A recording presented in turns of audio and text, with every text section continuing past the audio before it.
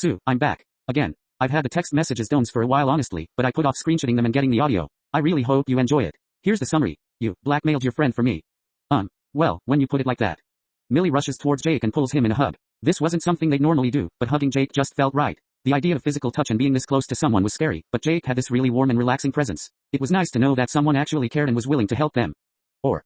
The 5 times the world was cruel to Millie and the 1 time it was a little less cruel. Content warnings for each part in the description. Chapter 1. Millie was a very loud and confident person. They always liked to say what's on their mind.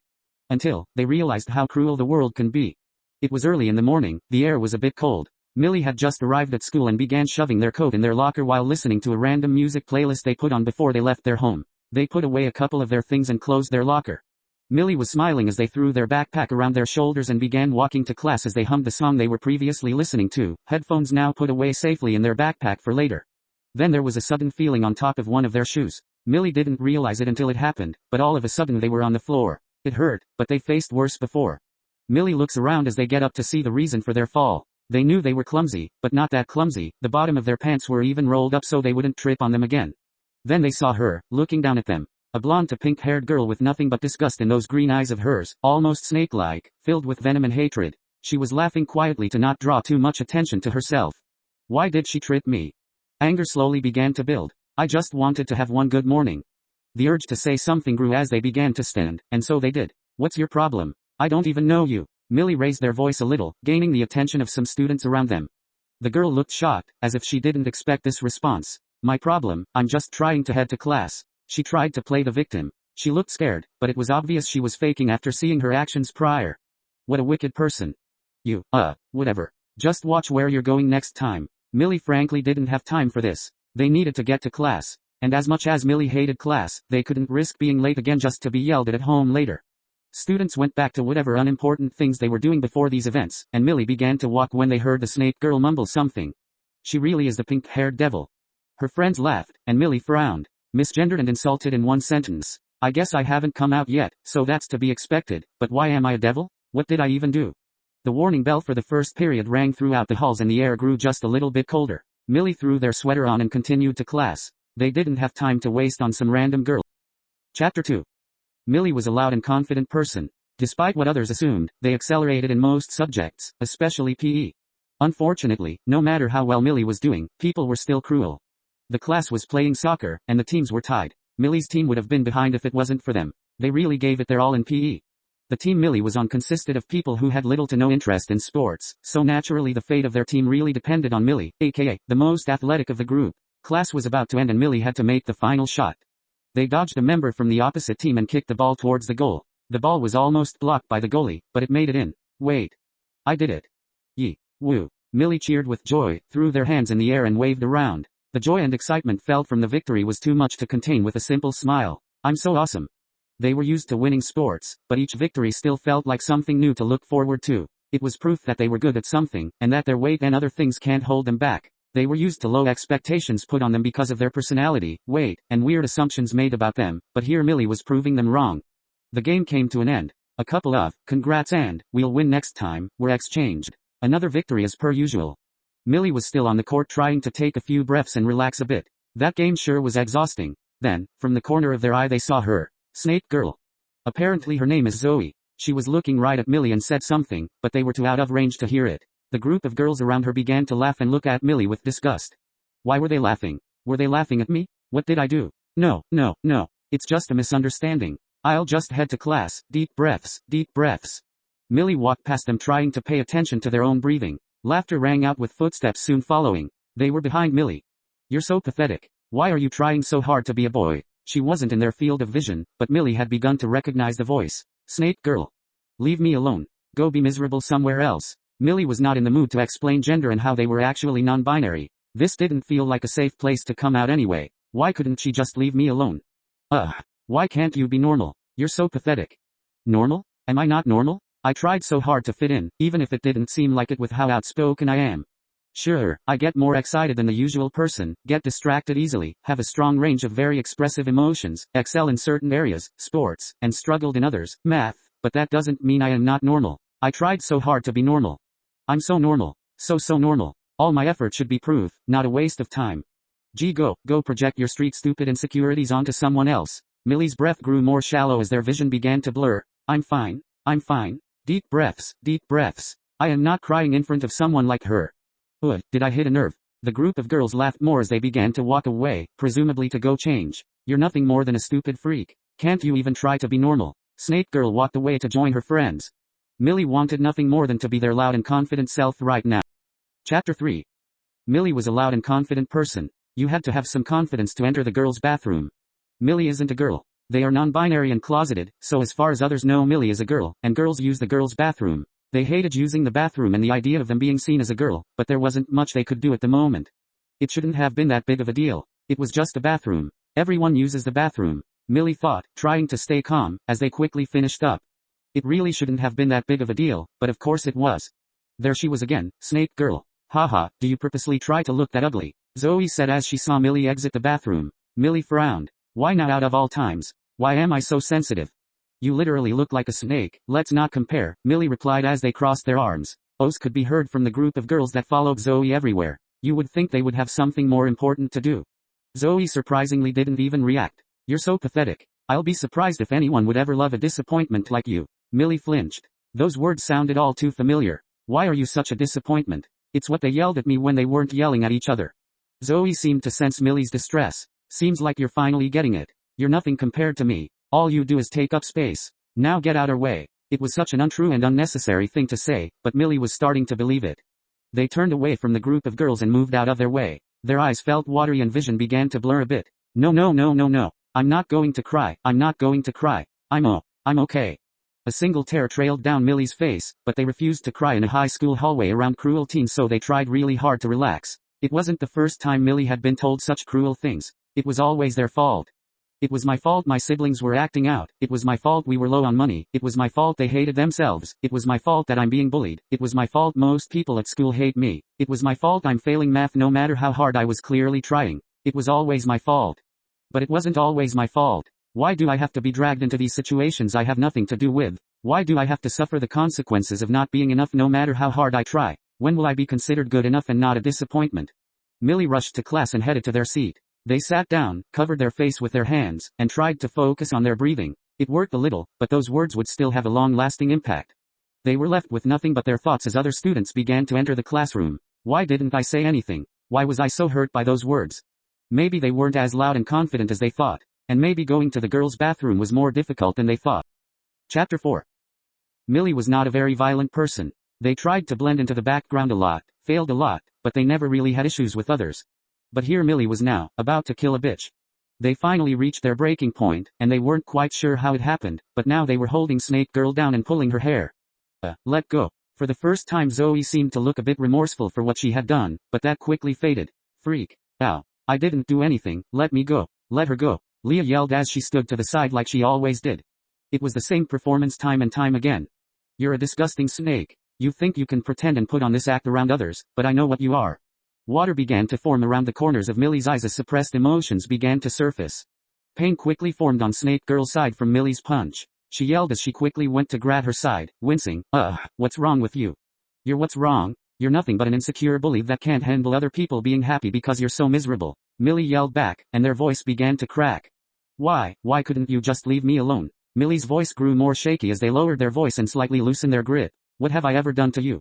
Behind a lot of anger and hatred hid some sort of hurt as the helpless girl on the floor hesitated to speak. You disgust me, she said, only loud enough for Millie to hear. Without hesitation Millie went to punch her again. Fortunately for Snake Girl someone grabbed Millie's arm. Instinctively Millie elbowed whoever grabbed them, making that person fall backwards. Just as fast as before Millie was preparing again to throw another punch. This time Luke grabbed them and actually broke up the fight. Get that freak away from me. She bruised my side. Everyone looked at Millie with fear and hatred, almost like they don't remember all the harassment Millie faced from Snake Girl and her goons. MX. Jones rushed through the halls to see what was happening after a student alerting them of the fight. What's going on here? Millicent punched Zoe. She attacked Zoe unprovoked.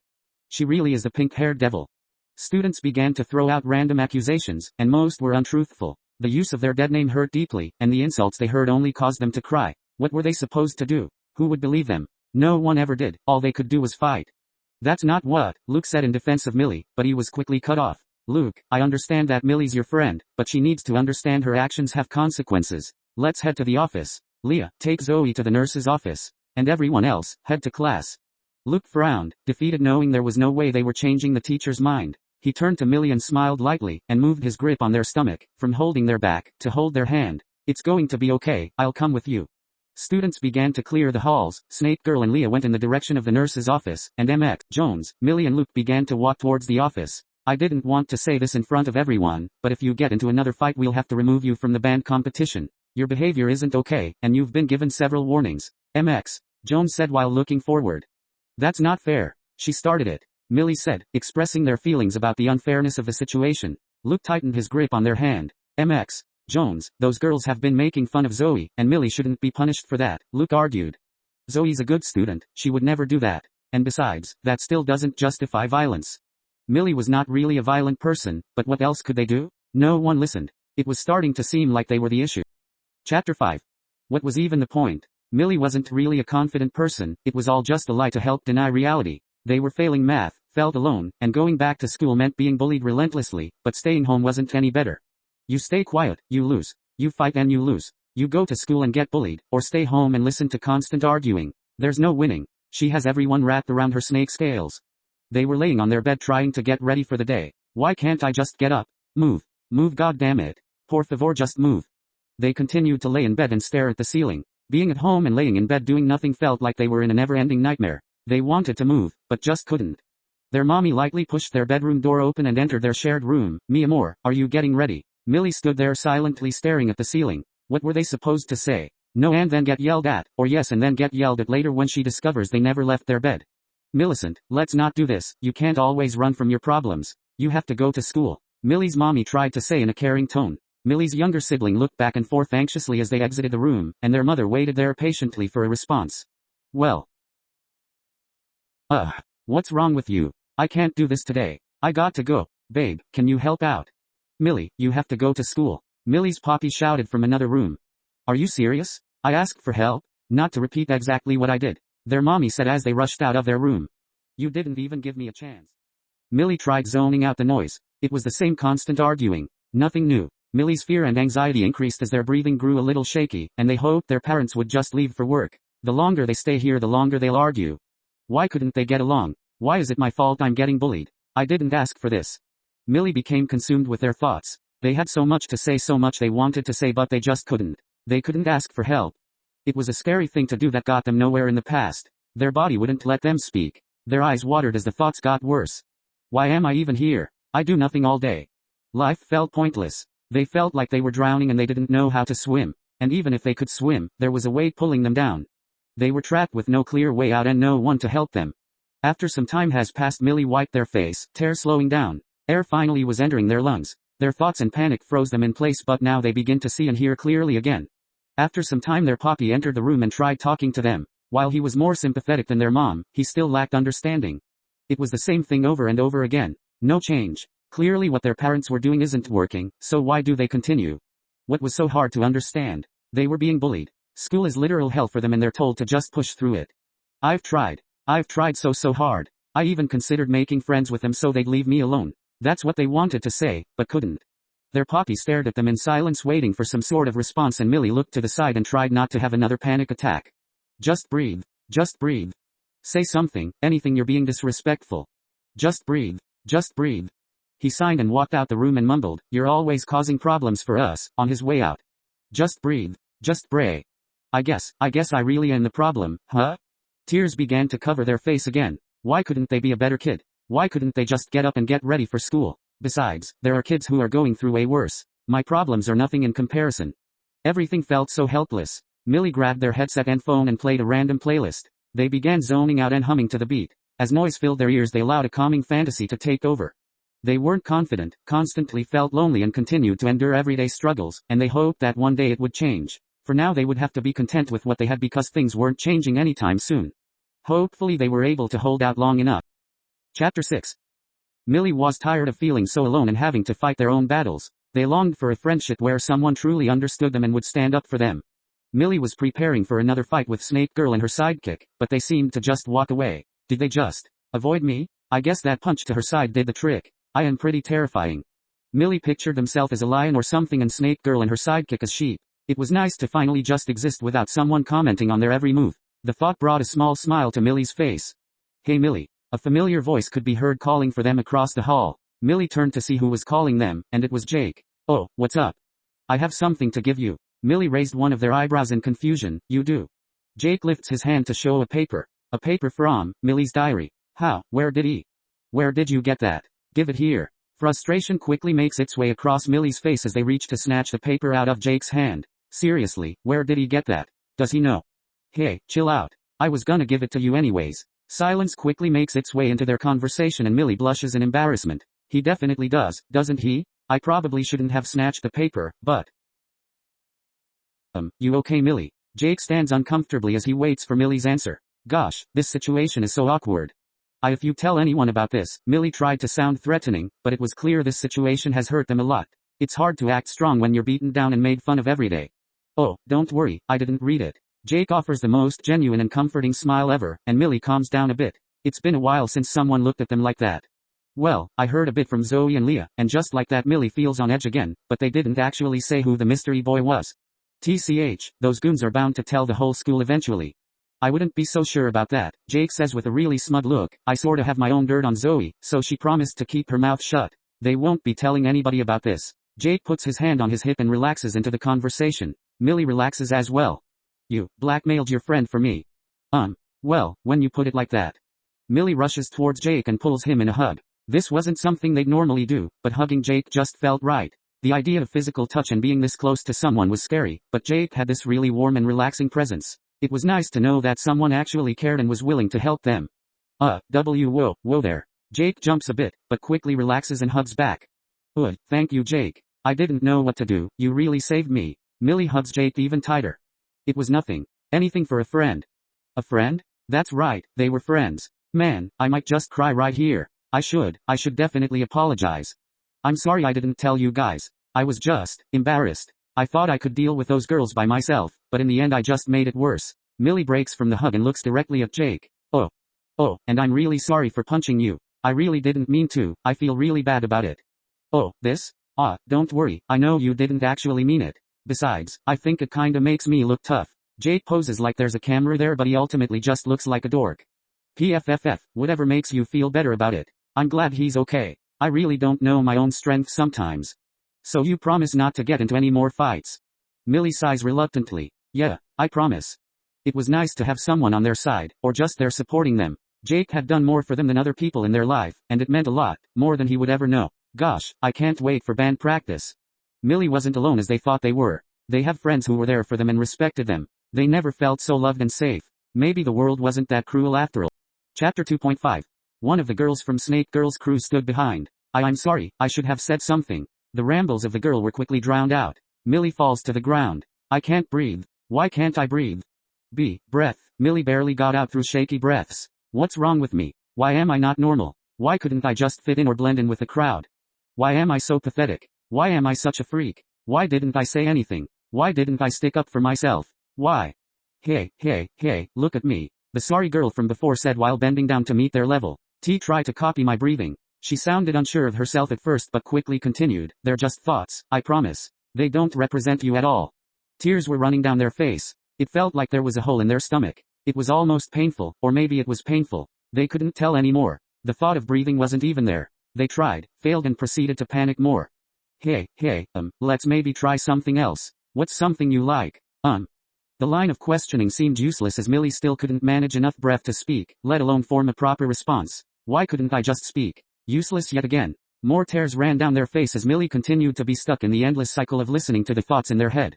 Sports. The girl whisper shouted. You won the game earlier, right? That was awesome. Millie's breath finally came back into existence. Clearly this train of thought was working. No one is as good as you. You're really good at sports. They slowly copied the girl's breathing and the tears lessened. They wiped their face. How embarrassing. I know. They smiled cockily, faced all red up puffy from crying. They tried to cover up what just happened but it was pretty obvious. I'm Millie. I don't believe I got your name. I'm Leah. Cool. Thanks for helping me calm down. No problem. I used to help my friend with panic attacks too, so I have some experience. She has bad anxiety, but we manage it. Leah laughed lightly as she fondly recalled some past memories. Leah seemed nice. Too bad it was only a one-time thing, and soon she would act like Snake Girl as well. What a shame. We could have been great friends under different circumstances. Thanks for watching. I'm writing a Music Freaks texting series right now and it includes some rappers. I'm really excited to share it and I hope you will consider subscribing and staying around long enough to see it. Bye.